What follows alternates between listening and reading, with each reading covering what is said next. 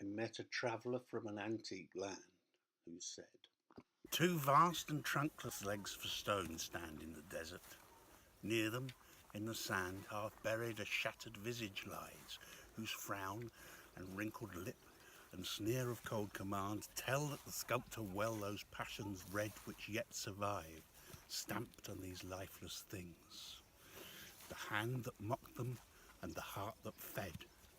And on the pedestal these words appear. My name is Ozymandias, King of Kings. Look on my work, ye mighty, and despair. Nothing beside remains around the ruin of that colossal wreck. Boundless and bare, the lone and level sands stretch far away.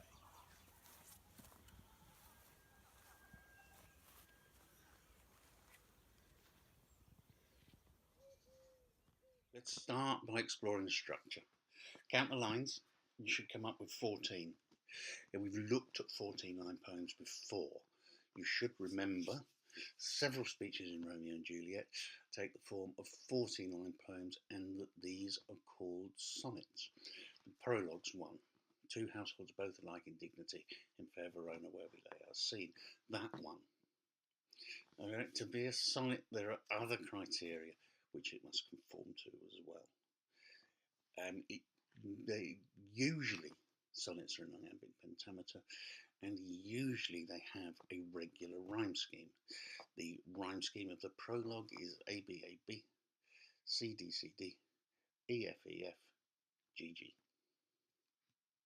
So you already know what iambic pentameter is because you've studied Shakespeare, and Shakespeare rarely deviates from it. It's the 10-syllable line with a regular da-dum da-dum da-dum da-dum da-dum da-dum pattern. Two households both alike in dignity. Compare the first line of Ozymandias and I met a traveller from an antique land. They both have this pattern of alternating rising and falling stresses. So pause the video now, read the rest of the poem and see if that pattern's repeated throughout. It is, but you have to make a couple of concessions. You have to contract Ozymandias a bit. You can't say Ozymandias or Ozymandias. You have to say Ozymandias. And there are a couple of line openings that you have to twist a little bit to fit in, but generally it is iambic pentameter. If you can get the rhythm, don't worry about it. Some people don't get it. Some people are very good at hearing the rhythm in poetry. People who are very good at music tend to be good at hearing the rhythm in poetry. Others have to work at it a little bit more, but it is worth the work. It gives you lots of insight into meaning. If you don't get it straight away, don't worry about it. Keep practicing. You'll get it eventually. You should know how to write a rhyme scheme. You've done it before. You take the rhyming word of each line and give it a letter according to what that rhyming word is. So, the first line, I met a traveller from an antique land. Land is the rhyming word, we give that the letter A. Line 2 ends in stone. It doesn't rhyme with land, so we give it the new letter B. Line 3 ends in sand, rhyming with land, so we also label that A. And line 4, frown, rhymes with stone, so we label it B. Pause the video now, continue through the poem, try to come up with the complete rhyme scheme. You should have come up with ABAB, ACDC, EDE, FEF. It's a regular pattern. It's not what you'd normally expect from a sonnet. It's not the same as the Shakespeare one, so why the variations in rhyme? Why does he deviate from the standard sonnet form? Well, one reason could be that Shelley was a bit of a rebel.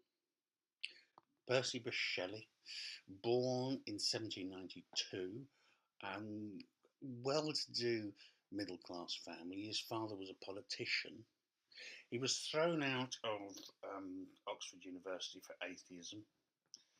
He was also a professed anarchist, somebody who wanted to overthrow the government. His words still inspire rebels today. They're still inspirational for people who want to change established order. Remember Jeremy Corbyn's "For the many, not the few" speech? That was Shelley. I'd like to quote one of my favourite poets, Percy Bysshe Shelley, who wrote in the early 19th century many, many poems and travelled extensively around Europe. But the line I like the best is this one. Rise like lions after slumber, in unvanquishable number. Shake your chains to earth like dew, which in sleep had fallen on you. Ye are many, they are few. The poem tells us the story of discovering an ancient statue in the desert. So, as you'd expect, the imagery evokes a barren desert landscape. We've got words like desert, sand, bare. There's also a semantic field of death and destruction in there. Lifeless, remains, decay, wreck, ruin. The alliteration that we get to at the end emphasises this feeling of a barren desert wilderness, boundless and bare, lone and level, sands stretch. You can picture this featureless desert without any sign of life except for this broken statue in the middle of it. We've also got the lexis of artifice in here, with words like sculptor, stamped, mocked. This ancient civilization has left its art, its artifacts behind. There are still the traces of it in the barren desert. So there was once a civilization here. It was governed by a mighty ruler. Now there's nothing. There's a wasteland. We've got that contrast between the desert wasteland and the mighty words of the ruler. My name is Ozymandias, King of Kings. So what do you think the message is? To understand this, we have to look a little bit deeper into context. Shelley wrote the poem in 1818, shortly after the British Museum had acquired this enormous statue of Ramesses II, and that was a huge event at the time. People were starting to go abroad and find artifacts from ancient civilizations and to bring them back to England, and people queued at the British Museum to see it. Ozymandias is a rendering of the Greek name of Ramesses.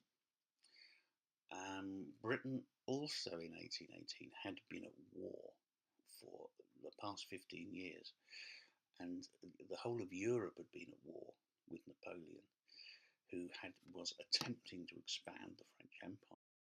Originally, Napoleon had been lauded as this great liberator, this great revolutionary commander who was going to bring peace and freedom to Europe.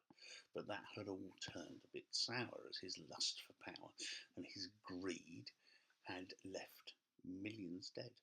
He'd been defeated at Waterloo and had been captured and exiled to the island of St. Helena, which is a tiny island in the middle of the Atlantic. And he was now languishing in exile there. His greatness crumbled, his leadership lying in dust. So what we have here is a reminder that no great empire lasts forever. No great ruler is invincible. Greatness is temporary. Dictators are all doomed to failure. They're all doomed to believe lifeless, dead statues in the middle of the desert. Have a look at the poem again. Read it out loud if you can. See if you can hear the rhythm in the words as you do so. Now you know what the poem's about. Does that help it make sense to you? See if you can find any other linguistic details, any other words that help to highlight the themes I've been talking about in this video. And what other themes could you find? There are more in there. Travel, discovery, storytelling is a theme. Why are they there, do you think? What language can you find to support those? It's a great poem, easy to remember. I don't see why you shouldn't memorise it completely. It's not that hard. Even if you can't memorise it completely, you can remember phrases like boundless and bare, lone and level, and these tell you a lot more about the poem as a whole. But exactly what else you can